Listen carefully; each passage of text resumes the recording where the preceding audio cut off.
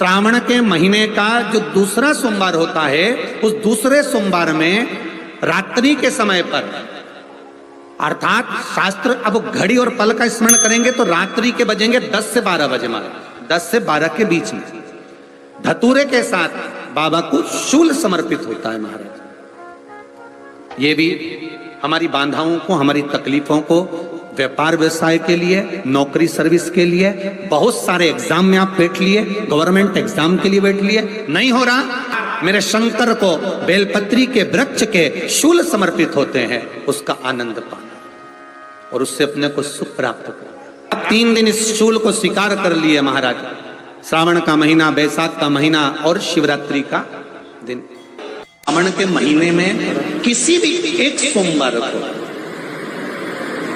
अगर व्यापार नहीं चल रहा है, नौकरी नहीं मिल रही है, तो कोई तकलीफ आ रही है, तो कोई कष्ट आ रहा है, कोई रोग बढ़ रहा है, डॉक्टर से ऐसा लग रहा है कि ये बड़ी बीमारी बताने वाला है, शरीर में कोई गांठ पड़ गई है और वो जांच के लिए गई है, तो बिल्कुल श्रावण के महीने में किसी भी एक सोमवार को गंगा जल लेकर जाइए शिव मंदिर में, शंकर जी के मंदिर में थोड़ा सा गंगा जल नंदी को समर्पित कर कर, थोड़ा अशोक सुंदरी को समर्पित कर कर, थोड़ा गणेश और कार्तिकेय को समर्पित कर कर, थोड़ा सा गंगा जल जया, विषहारा, शामरीबारी, दौतली और देव को समर्पित कर कर, थोड़ा सा गंगा जल शिवलिंग पर समर्पित कर दो। उस गंगा जल को वापिस झेल कर लेकर आओ, 3 दिन तक लगातार उस गंगा जल को पीना प्रारंभ करो। उसके बाद जांच के लिए आप कहीं पर भी जाइए, बाबा कृपा जरूर करेगा, ये निश्चित था।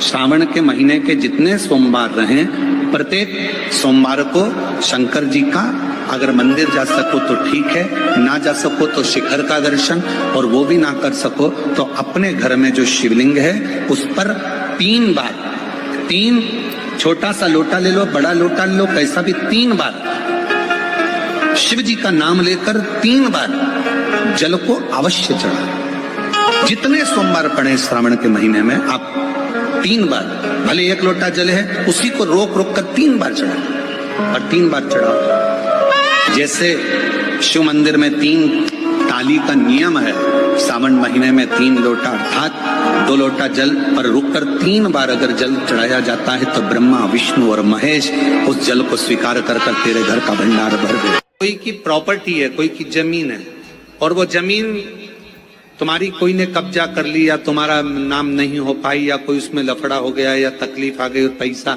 उसमें अटक गया, उसके लिए भी कनेर का पुष्प श्रावण महीने के जितने सोमवार आते हैं, रविवारी, सोमवारी और भोमवारी, कौन कौन से बार हो गए? रविवार, सोमवार और मंगलवार, 3 बार। प्रथम दिवस में कनेर का 1 पुष्प लेना है, द्वितीय दिवस में कनेर के 5 पुष्प लेना है और तृतीय दिवस में कनेर के 3 पुष्प लेना। बेलपत्र 1-1 साथ में लेकर शिव जी को रविवार के दिन भी समर्पित करें, सोमवार के दिन भी समर्पित करें और मंगलवार को 3 कनेर के पुष्प के साथ बेलपत्र लेकर बाबा को समर्पित करिए। कितना भी अटकी हुई प्रॉपर्टी होगी, कह दिया उसने मैं तेरे नाम प्लाट नहीं कराऊंगा और पैसा लेकर बैठ गया, या पैसा नहीं दे रहा है, या किसी भी रूप में वो अटका हुआ है, अगर सावन के 4 सोमवार पढ़े या 5 सोमवार करे पढ़े, आपने ये प्रत्येक सावन के सोमवार के पहले, फिर से बोलो कौन सा बार? रविवार, सोमवार और मंगलवार, ये 3 बार का क्रम अगर प्रत्येक सोमवार के पहले और बाद में कर लिया तो आपको उसे प्रॉपर्टी उस व्यक्ति को तुम्हें देना ही पड़ेगी, छोड़ना ही पड़ेगी। उसको खुद अपने आप में बेचैनी होने लगेगी, मुझे बुलाएगा, आपको जाना नहीं पड़ेगा, खुद बस।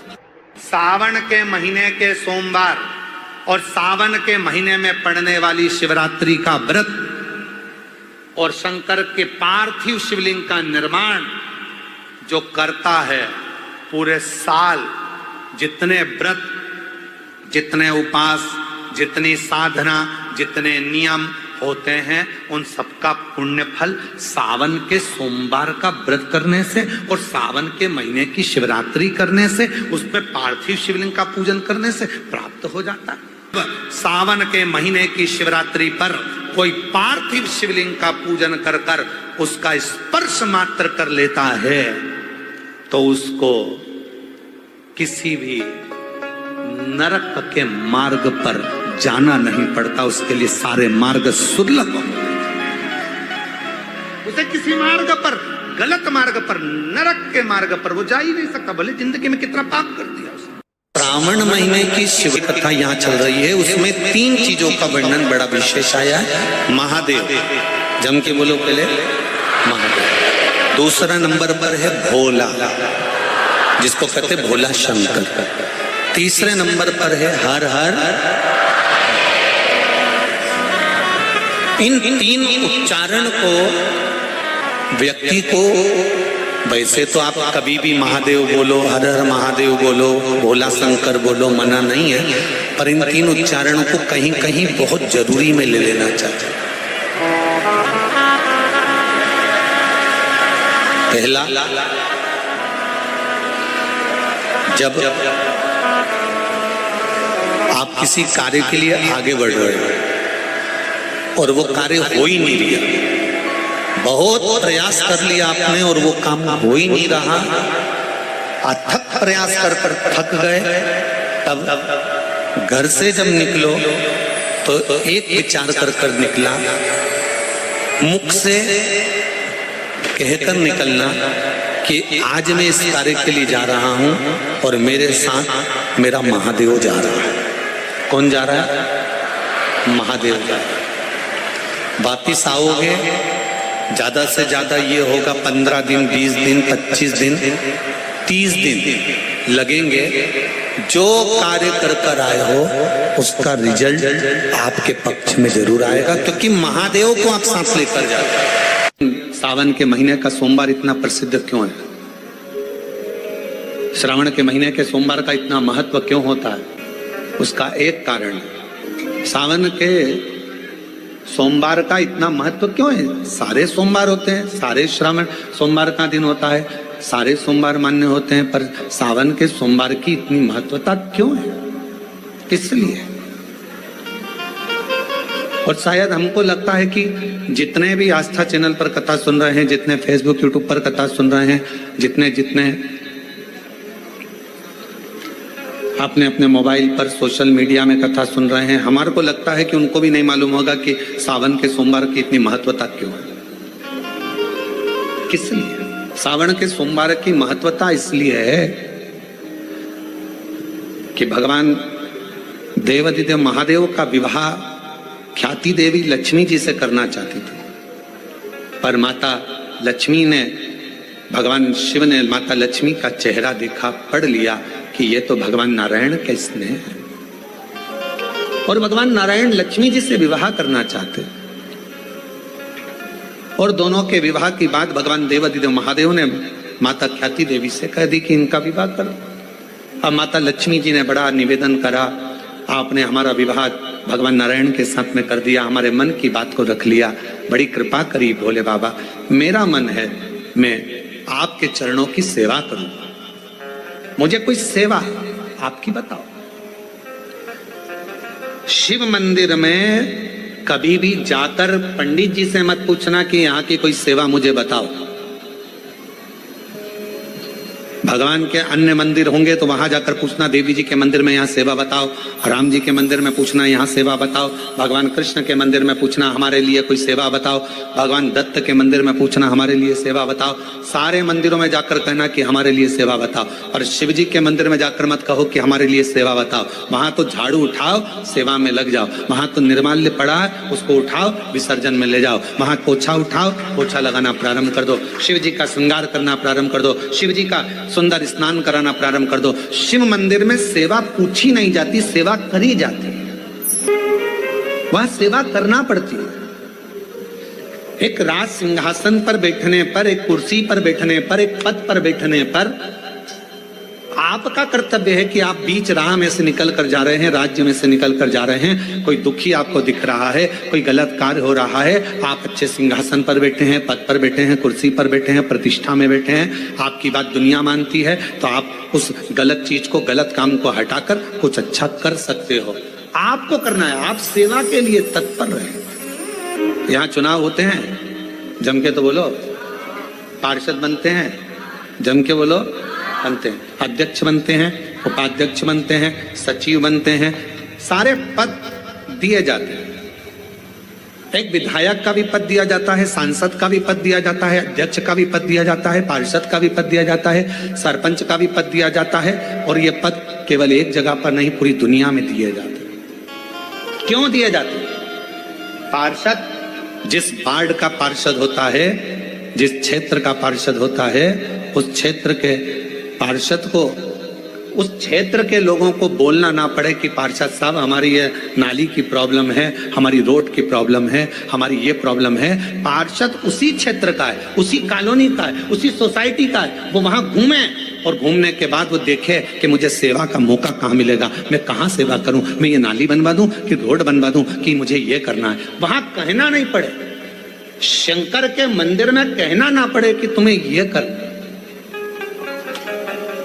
शिव मंदिर में जाकर कभी नहीं पूछना कि मुझे सेवा क्या करना, शिव मंदिर में तो जाकर सेवा का क्रम करो।